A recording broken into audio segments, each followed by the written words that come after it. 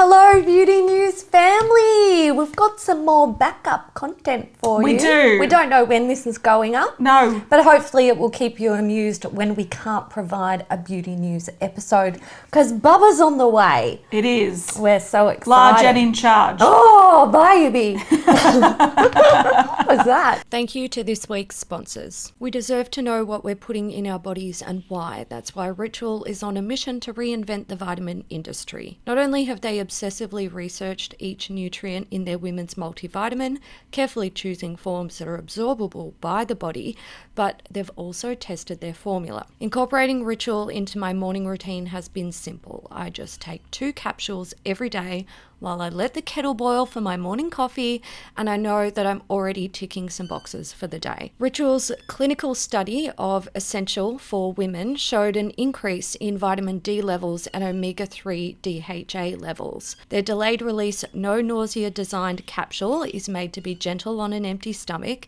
and Ritual uses a vegan algal oil instead of fish oil, which comes from the fermentation of microalgae.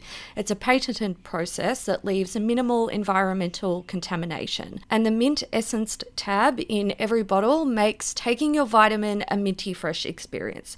No fish oil burps, ever. Daily changes can lead to big results, so start small today.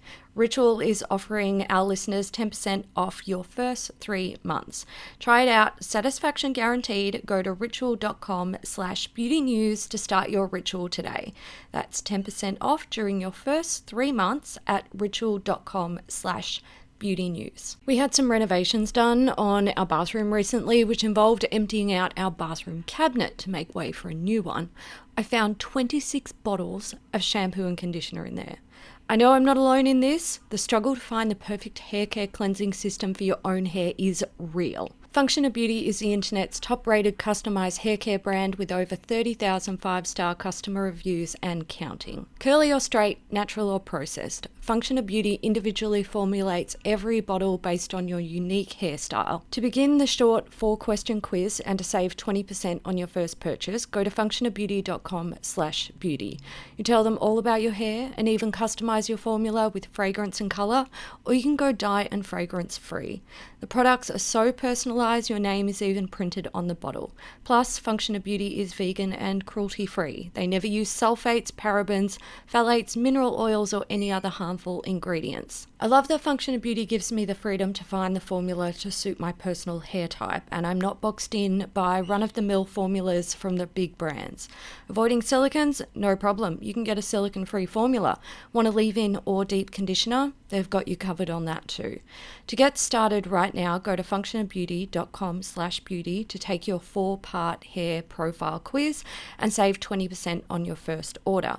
Don't spend another minute in hair misery. Go to functionofbeauty.com/beauty to let them know that we sent you. That's functionofbeauty.com/beauty. Okay, so today we want to talk about brands that have been dethroned by other brands. Yeah, and this is a concept that we've sort of seen a few channels talk about, so we're not saying that this is our idea. Oh my God. But No. there's a few channels that have spoken about this sort of concept, but we don't know the first one that did it, so it makes it hard. But we thought it was an interesting sort of makeup discussion topic that would make for a good sort of visual or audio podcast while we're away. And we have been following the beauty community and been using makeup for...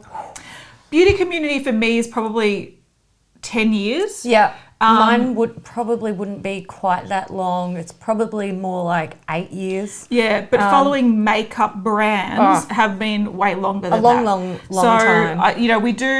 I do distinctly remember when things were popular and that aren't popular anymore. Mm-hmm. And I remember the effect that something like the Urban Decay Naked palette had on the beauty industry. So, I feel like it's an interesting discussion to have. So yes. That's what we're doing today. Excellent. So let's start with probably the oldest juggernaut of the makeup world. Well, the really popular one that was because we can look at things like Estee Lauder and Coty that have been going around for 100 years. No, but this one is probably one of the most well-known and at one stage hugely loved and coveted, MAC. Yeah, definitely. MAC was, I remember when YouTube and the beauty community online first started, people dedicated channels to MAC. Just to MAC. Now we have other brands that they're dedicated to. Yes. And one that we think has taken over.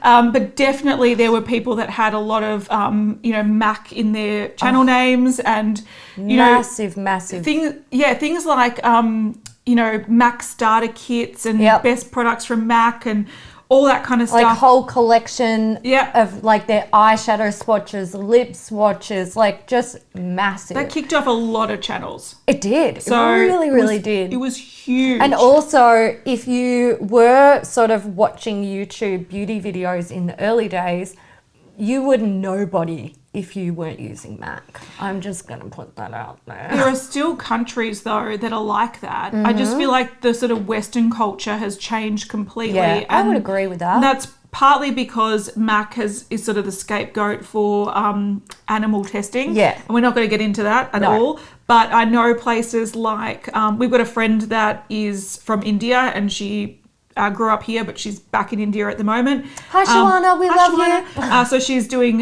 she's a makeup artist there, and she would say that she would have all these brands that are really cool brands, like Fenty and all this kind of stuff, but there'll always be clients that go, do you use MAC? Yeah. So, MAC is still really well known in other countries, and it's well known here. It's just people have boycotted it to the shithouse. Yeah. But the first brand, so we actually think it's sort of like it's a little chain. It's a chain. Yep. I think the first brand that sort of took down MAC and just an element of MAC, and it was the MAC eyeshadows, was definitely Makeup Geek. Yeah, so for probably sure. about 5 years ago when Makeup Geek released a lot of single eyeshadows, and you could make your own palettes and whatnot, which is what you could do at MAC as well. But MAC eyeshadows were always a couple of times more expensive. Yep. Like, in Australia, they're still like $30 a little pan, which is ridiculous. They're so expensive. But at the time, I think they might have been $15 or $17 in the US, whatever they were.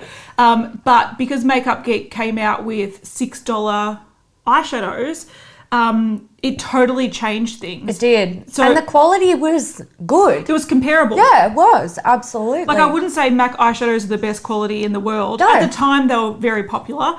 And I wouldn't say but that we didn't Makeup have Geek, too much to compare Exactly it to. right. That's something that's really important to keep. Ingredients and stuff has evolved. Absolutely. So I think they were very comparable. And I think MAC took a big hit with eyeshadows because of Makeup Geek. And they had to reduce their prices to match 100%. them in the US. They really, really did. Now, Makeup Geek didn't really last though. They were also surpassed by another brand that is even cheaper. Yeah. Colourpop. So again, we're looking at a brand that, no, doesn't have the best quality eyeshadows, but it's certainly comparable and they are definitely cheaper. Yeah. They're also widely available now. You can find Colourpop in stores. They ship globally. It's affordable and they always have some sort of sale or deal going on with their eyeshadows. Yeah, if you look at back in the day making an eyeshadow palette just of MAC, it was like hundreds of dollars almost. Done it. Yeah, I've done it. Hundreds of dollars. And then even Makeup Geek, they reformulated and rebranded and brought out big eyeshadow palettes that are still hundreds of dollars. Yeah. Whereas you can do the, build your own palette with Colourpop and they end up being like $40 or something. So they totally cut the costs and they delivered a wider range of colours and finishes. And even though, again, they might not be as good quality compared to some Makeup Geek and some MAC, but overall people are willing to take the minute hit on quality for range and price. Yeah, definitely. And look, I know that if it came to me being like, oh shit, I got no eyeshadows and I want to make a custom palette, I would just shop at Colourpop because for the most part, their formula is fine. I can work with it. Why would I spend the money on MAC when I know that I'm not going to be super happy with the quality compared to the price tag? Yeah, I think if you look at quality versus price, it depends on what you're after. If you're after just quantity. Yeah. Or, you know, but even then, MAC aren't that great quality. You'd go somewhere else for quality. So I know I would. Yeah, I would. Don't get me wrong, MAC, in terms of just eyeshadows, sometimes they release some really special stuff. Stylishly merry, for Christ's sake. Yeah. And they've had other like beautiful sparkly eyeshadows that are top notch. And I look at them and I'm like, okay, you're special. But if I'm buying like a 20 pan palette of 10 mattes and 10 shimmers, and I'm just looking for the basics to sort of create something to start with, I ain't going to MAC. No. I think one thing that like Makeup Geek never did that Colourpop is doing a bit better is that they're bringing out a wider range of things. I think Makeup Geek tried to they brought out blushes and highlighters and bronzers and lip products and like pigments and whatnot, but they sort of fell flat. Whereas I think Colourpop are better at widening the range, which I think also makes it more comparable to MAC because MAC is a makeup artist brand. Or started as a makeup artist brand, so they have a really wide range. But one thing I do have to say, and I still like MAC, so shoot me. Yeah. I do think that their versatility in their range is far better than Colourpop. And if you did want something like drops or this or that or whatever it happens to be, I have to agree with they you. have a lot, like they actually have a lot. The eyeshadows are one of my least favourite things in the range. I agree. So I think they do offer a lot, but in terms of ranges overall, MAC still surpass Colourpop. And, you know, I think about if I wanted to buy a highlighter, right? Just like one highlighter because suddenly I lost all of them. I wouldn't go to Colourpop to buy it. I'd go to MAC as well. I would actually go to MAC and I'd buy like a Lightscapade or something like that. Soft and gentle. Yeah, soft and gentle, because I know that the quality is outstanding and it's going to last me a fucking lifetime anyway. So it doesn't matter investing that little bit of extra money. Yeah, whereas with Colourpop, I'm like, look, you got it, but it's cheap and nasty. So yeah, I agree. So I think in terms of where it sits in the market, I do think from makeup lovers, Colourpop has taken because again, these days you do see Instagram accounts and channels dedicated to Colourpop. So I think they've taken over the crown from MAC, but I don't think they've replaced MAC. No. I think people really love Colourpop because they are so affordable. They do try to innovate and bring out new things and keep things fresh. But if something does fall flat, it's not too bad. Yeah, it doesn't hit your pocket too hard. Not too expensive. Yeah. And if it's a good product, then you're like, cost me like $8 and it's fucking awesome. I love it. One thing I just thought about as well is that where they are parallel as well is MAC were always well known for bringing out collaborations, and Colourpop have totally taken that over. They're doing better collaborations, faster collaborations, more relevant collaborations, and cheaper collaborations that don't compromise on packaging or quality. Something that they're both doing the same though is repeating same old collaboration people. That's true. Let's do round 2 or 3 and 4 and 5 and 6. They do that. So there you go. Maybe Colourpop's worse at that. Colourpop is MAC. Yes. That's what we deduced. We did. All right. Next one. This is an interesting one. So back in the day, and I don't know exactly when the brands first released their products, but back in the day, if you wanted to get a brow product, before brow products were popular, to be fair, the brand that actually did make brow products popular was Anastasia Beverly Hills. 100%. So Anastasia Beverly Hills started as Anastasia was a brow artist, beauty salon thing, but it was mainly for brows, and then they brought out the brow range, and then they brought out Dip Brow Pomade, which made the Instagram brow thing popular. So they brought brows into the market. But if you were savvy and wanted to get your brows done prior to that, you would go to Benefit. Yeah. So Benefit had the brow bars. Yeah, they had their brow bars. They had their waxes and powders, and they had their gimme brow that was really popular if you were a brow person. Yeah. But at the time, not many people were doing brows. No, or it wasn't part of someone's regular routine. It wasn't a critical part of your routine for most people where you'd be like, I'm buying a full face, must get brow stuff. Yes. It would be like foundation, concealer, powder, blush, yeah, mascara, lip gloss, mascara, yeah. Brows were ignored. So even though I think Benefit was the brand that was totally surpassed by Anastasia Beverly Hills. Yeah. They did try to claw back a few years ago by widening their brow range, and they've got some really good products in there. They do, including absolutely. a good brow pomade that I think is better than the Anastasia Dip Brow. And micro brow pencils, because Anastasia had the whatever their micro brow pencil was. Yeah. But that was pretty much like quite innovative at the time as well. Like MAC had them, but Anastasia definitely brought brows to the party. Yeah. So I think, Benefit in terms of brows, they were definitely surpassed by Anastasia Beverly Hills. Yeah, for sure. And ABH really put brows on the absolutely. map. Like 100%. And contour kits. Oh, yeah, for sure. Contour kits, highlighter kits, they put that on the map. They did. I think the only thing that Benefit are still holding on to was Hoola Bronzer. It's a good bronzer. It's a good bronzer. That's cool. Don't ever discontinue it. Otherwise, we can't be friends anymore. Yeah, but that's the only thing I think that they still were like, we've got this thing that people like. Yeah. This one thing. Hold on to it. All right. Next brand that we're going to talk about was one that was beloved by many. It was stand so hard, and then a lot of things happened, and along came another brand to just take the throne. Yeah, like there's a few things that you can try to guess, but there's a few things that are comparable with these brands. One, they are not owned entirely. They're actually made by the same parent company. They're owned by the same parent company. They are, and also they both have a face of a celebrity attached to them. Kat Von D Beauty and Fenty. So I think the two things that made Kat Von D Beauty really popular was, firstly, the sort of vibe of it at the time was really popular. So that alternative sort of gothic almost style was really, really popular in the mainstream.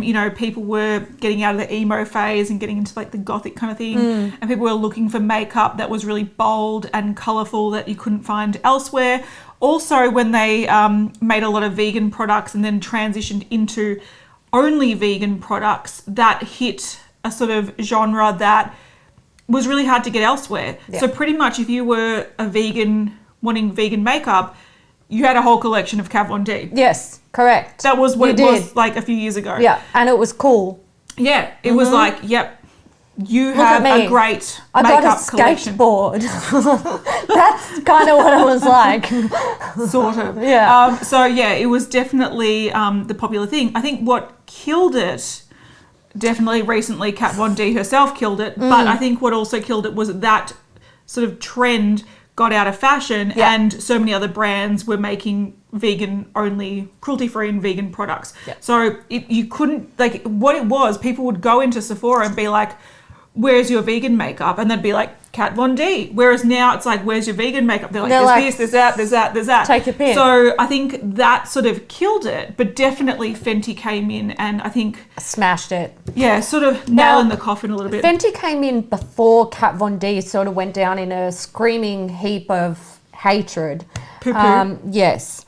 And I think the thing that Fenty did really smart was they launched a massive range of fairly popular foundations. And campaigned for wide shade ranges. Yes, yeah. At a time where there wasn't people enough. weren't really doing that. Yeah, and community was asking for it, but brands weren't delivering it. Correct. So they did start off on a really good foot, and it was just a natural progression for Fenty to take the throne once people pushed Kat Von D Beauty off it. Yeah, and I think, the parent company that owns them both they're probably... Yeah, it's owned by Kendo. Yeah, they're probably that's it's fine because one's taking over the other, we're still making money.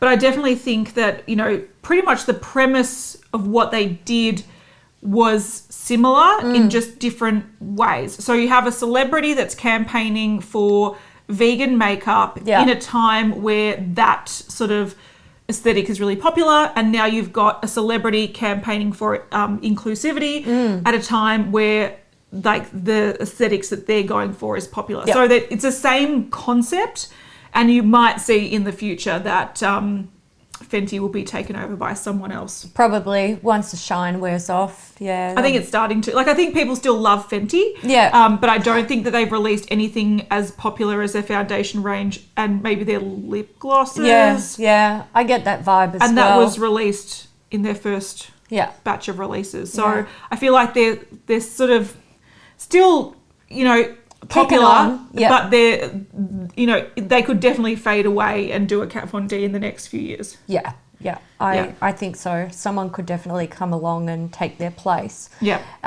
Let's do some high-end brands. We'll start with Ysl Burberry Tom Ford. Yeah. Kind of brands. They were like about 5 years ago. If you wanted to be a fancy schmancy person, you would be buy a bougie bitch. A Tom Ford quad or a Burberry quad. Yeah, there were quads for some reason. Where like people were just like quad mad, and you'd see so many videos being like testing out the blah blah blah quad, and people were like, oh my god, I can't believe you can afford that. This was like when people were starting to delve into higher end, and it was like the bee's knees. Oh, absolutely. It was massive. Yeah. Now, if we look at some high-end brands that have sort of come along and probably pushed them out of the way with, I suppose, the fact that they're just fresh, we would look at brands like Natasha Denona. Definitely. Pat McGrath.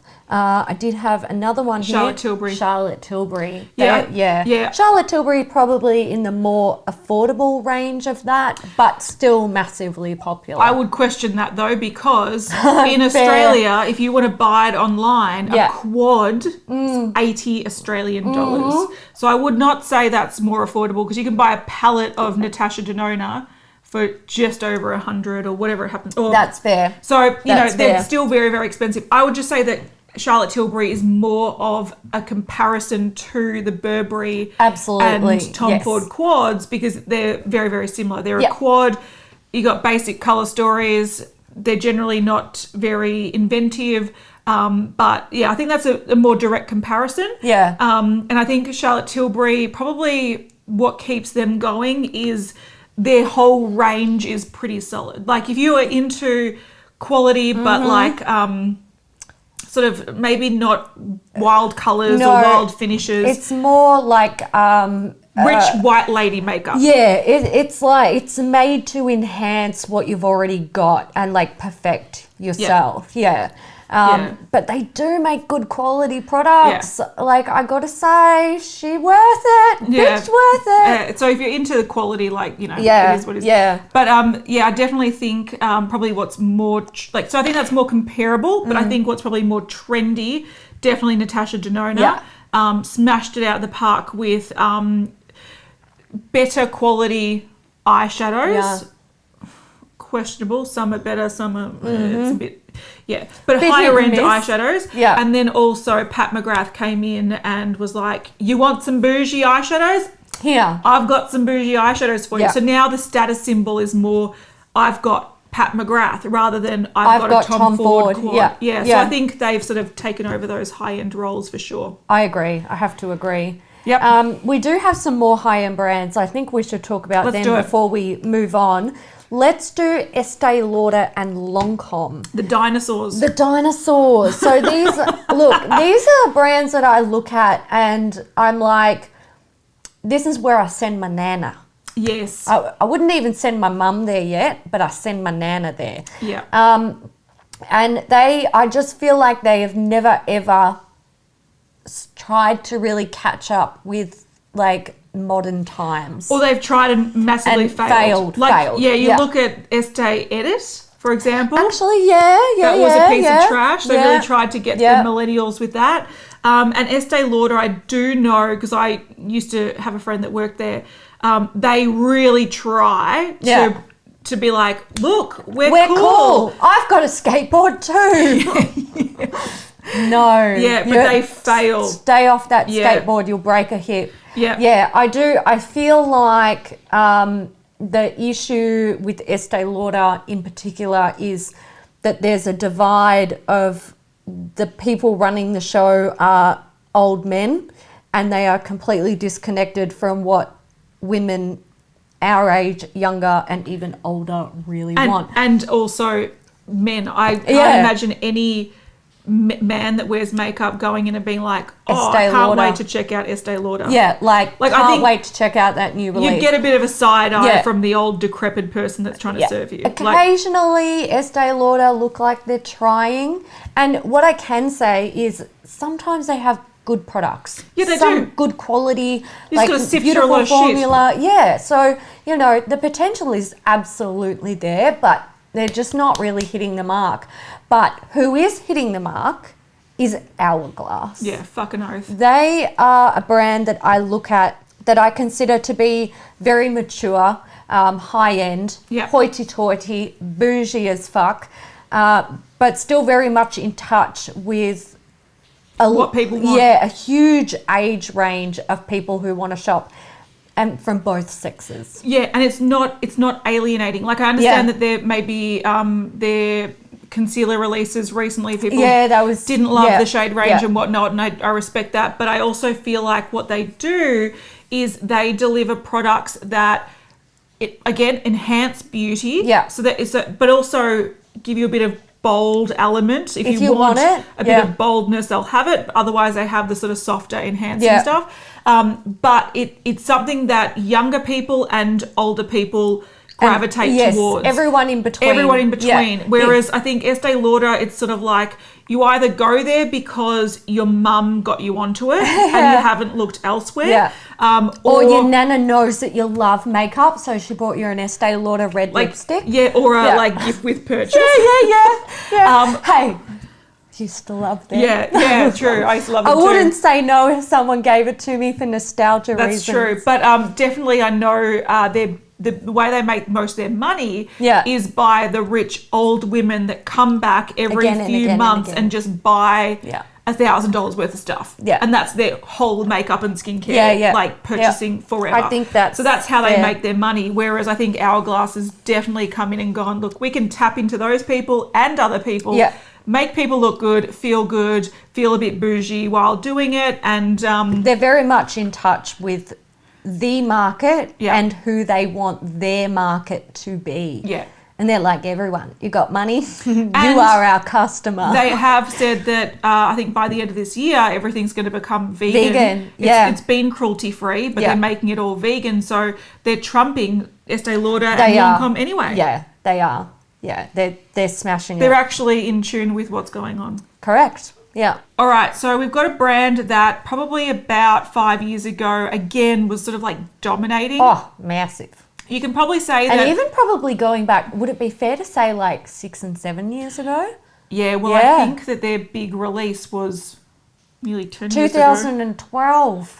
2011 was their item moment to shine. Put them on the map. Yeah, so that's Urban Decay. So Urban Decay actually, like, similar to how we were talking about Anastasia Beverly Hills changing the brow game. Yeah. Urban Decay changed the eyeshadow game by releasing the Naked Palette. So the Naked Palette was the first time palettes were a thing. Yeah. And that people wanted palettes. Yeah, you could get like small like things, 5-pan things, or you could get them made things. up at like professional makeup stores, or the build your own things at MAC and whatnot. Yeah. But if we were looking at strictly consumer-based eyeshadow palettes, wasn't a thing.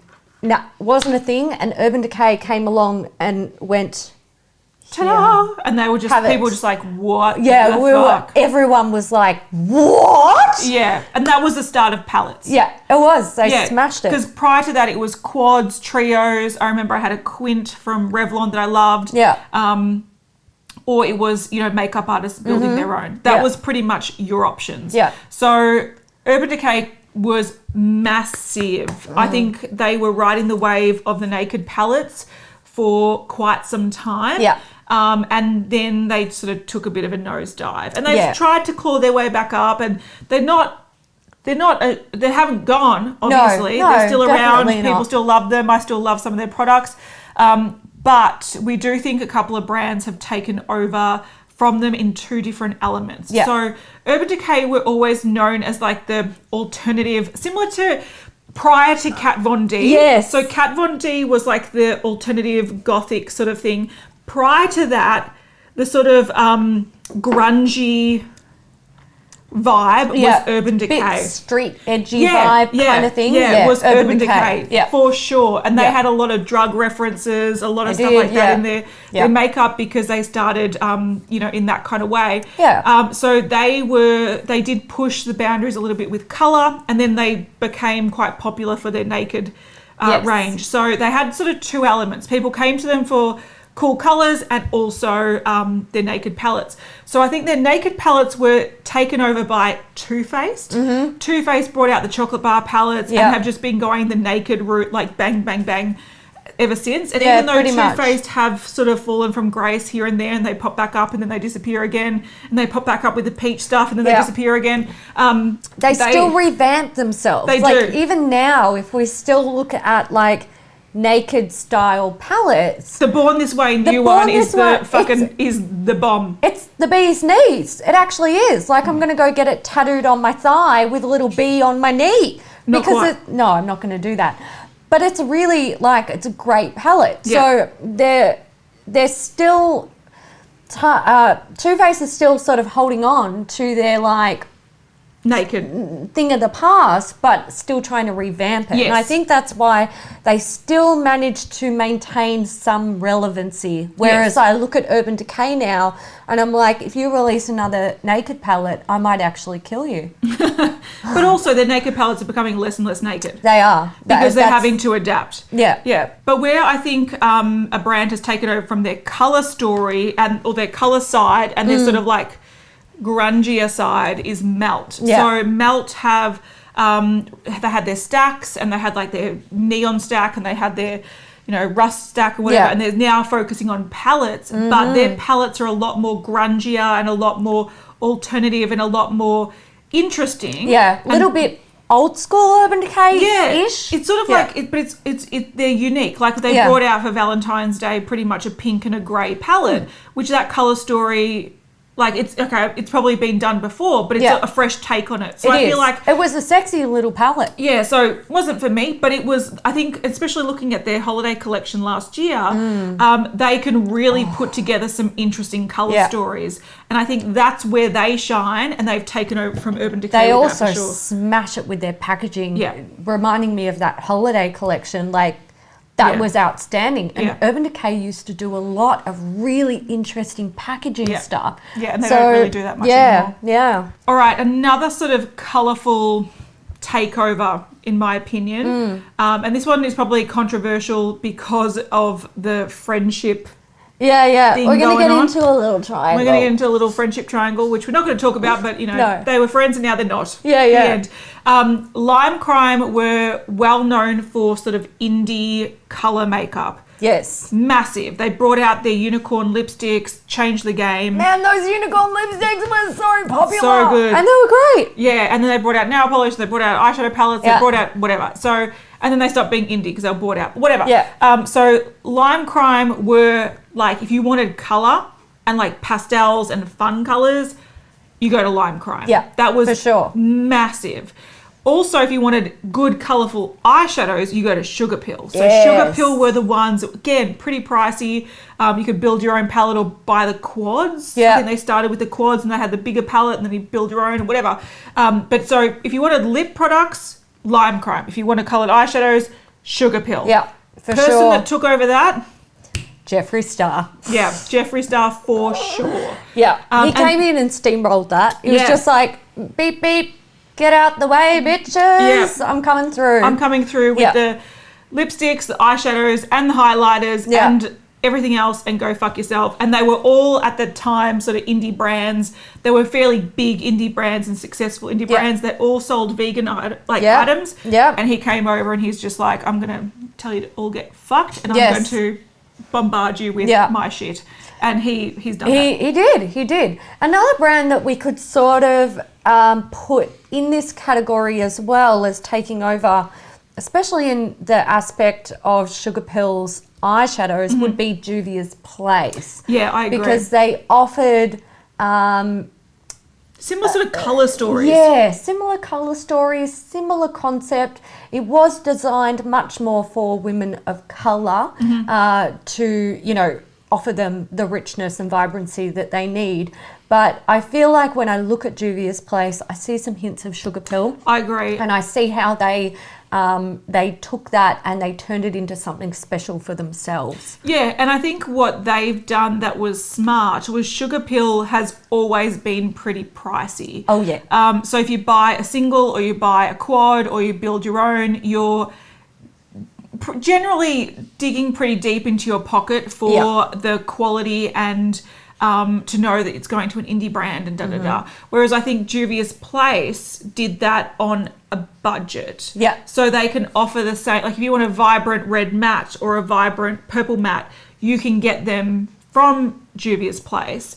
Okay, you can't get them in the same format. You can't buy them in singles. You can't make your own palettes, but you can buy a palette that has some pretty bold comparable colours, and they have sales all the time. So I think they sort of took over a bit just because they offer a similar thing, but just better value. Yeah, they did what, like if you look at MAC versus Colourpop and, you know, Sugar Pill versus Juvia's Place sort of thing. Yeah, so I agree. yeah. I agree.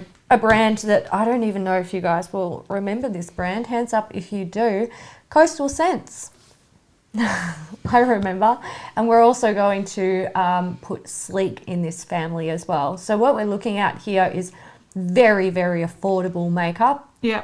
That is quite trendy. You would probably consider it the Colourpop of like 5+ years ago, maybe. Yeah, kind of. Yeah, in that maybe sort of even family. longer. Yeah, it was a long. I think it was. Yeah, one of the Sleek palettes was probably one of my first real palettes that I bought. Yeah.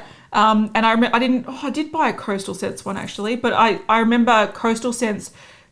You know, people would have the one massive Coastal Scents palette, and they would do they'd do 50 those looks on YouTube. 100 and something. Yeah. Oh God, I remember. Yeah. So these brands, they basically brought super affordable makeup to the masses. And a lot of it. Yes, a lot of it. And who took them over was Morphe. Definitely. Morphe just sort of come in and dominated them. They fucked them. Definitely, because the big palettes Morphe took over, they were like, this is our thing now, bitch. Yeah. And they are continuing to do that. They are, I also think that when it comes to the other Morphe offerings, so their bronzers, their highlighters, their lipsticks, Sleek, they're pretty much potentially on par with Sleek or a little bit better than Sleek. I would say in terms of quality. Yeah. And they sort of have totally replaced. Sleek is still trying to be like, we're still here. And look, Sleek is still on my radar because I love their eyeshadow palettes. They just need to release more, and I want colour stories that I like. Yeah, I think that's my issue. We're also talking from an Australian perspective, where we see UK and US influencers. Sleek is definitely more popular in the UK. So, you know, people might say, Sleek is still part of my daily life. Yeah. And it could be. But I think worldwide, Sleek was, I used to place Sleek orders all the time. Yeah.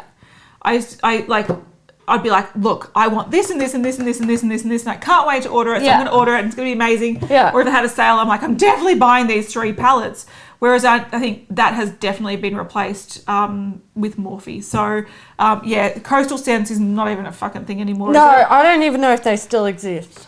They might, but they're not on my radar. No. I don't think we've ever mentioned them in beauty news. No. No, never will. Let's talk about a brand that was hugely popular for their masks, Glam Glow. Massive. So they had the Glam Glow mud mask. I understand why people like that. You put it on, it was great for oily skin, then you wash it off and scrub it off. Left your skin so goddamn soft. So soft. They're so fucking expensive. So expensive. And also not actually that great for your skin. But yeah, that's true. We're not here to judge what people like to use as skincare. Yeah.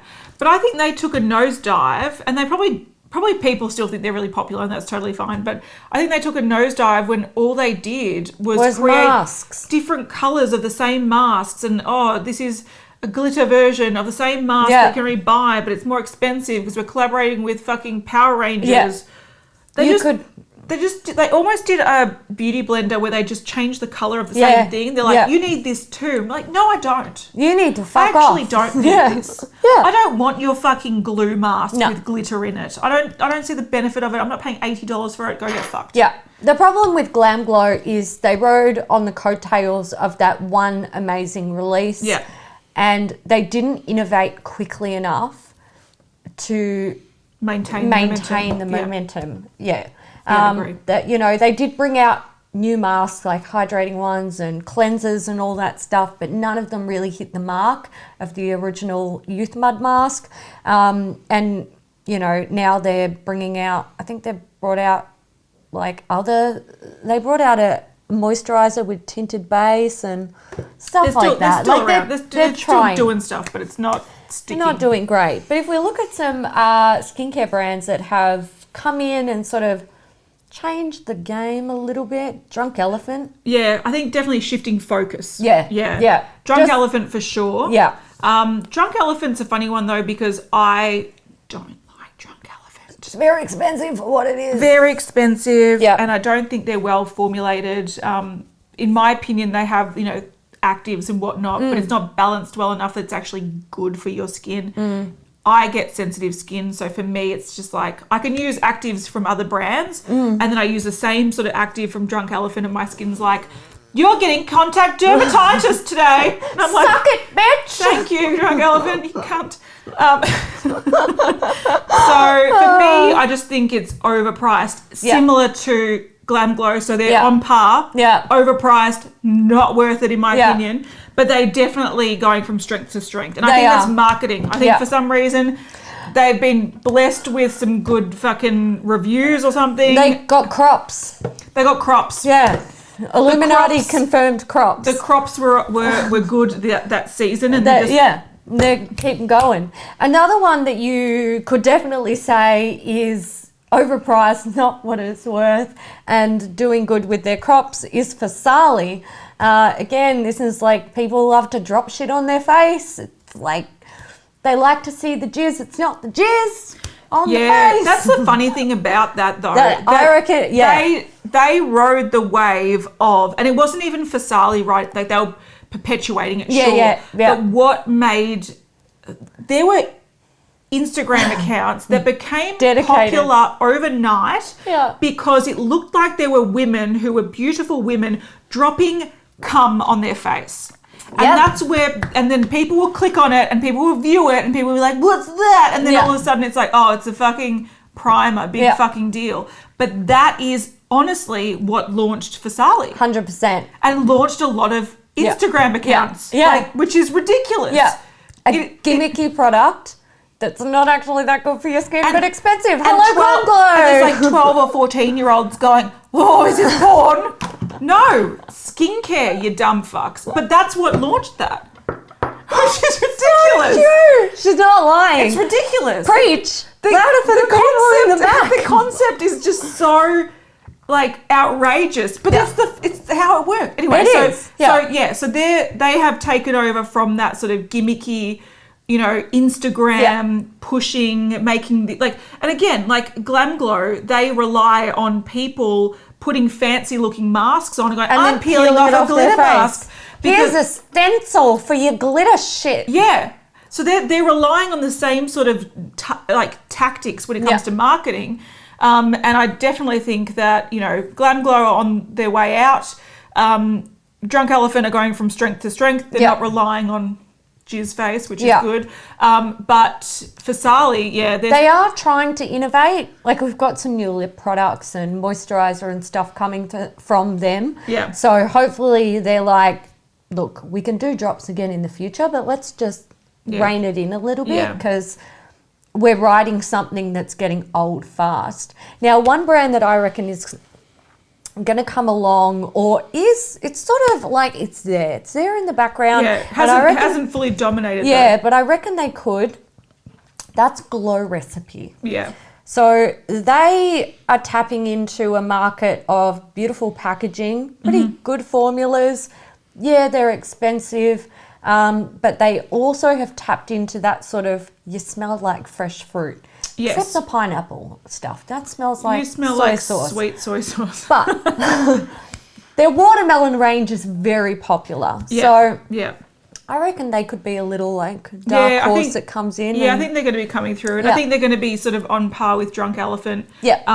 You know, not as active, but, you know, still effective. Still giving you that sort of, I feel like I'm doing something great. Yeah. But yeah, no, I'm going to say these brands that maybe besides Glow Recipe, because I do think Glow Recipe is yet to really take off. Take off. But I definitely think Drunk Elephant and Fasali, they will be replaced by something else very soon, because they sort of rely a little bit on, not Drunk Elephant so much, but Fasali definitely relies on gimmicks, and that only lasts until the gimmick gets old. Yeah, and someone comes along with something with a different gimmick. Yeah, it's true. So I think definitely, it's an interesting one. So that's it. That's it for our brands that were dethroned. Yeah. Let us know down in the comments section if you have any brands that you want to add here. Maybe you have a slightly different perspective. Which is totally fun. Which is totally cool. Maybe it's like based on your location or whatever. Or you've thought of a completely new one where you're like, this brand was totally shat on by this brand. And let us know. Yeah. We hope you guys enjoyed it. If you did, give it a thumbs up. And we'll see you in the next one. Bye. Bye.